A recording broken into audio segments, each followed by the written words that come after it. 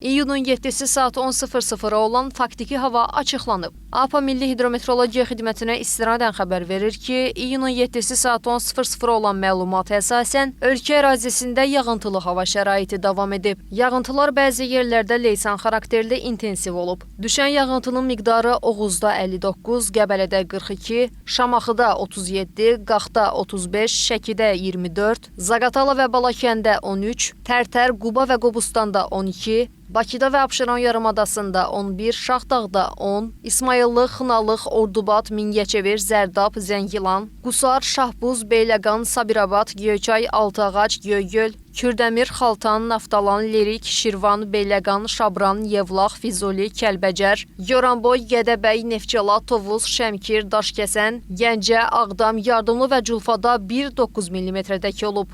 Şaxdağda isə qar yağıb. İyunun 7-si saat 00:55 radələrində Qazaxda diametri 15 mm olan dolu düşüb.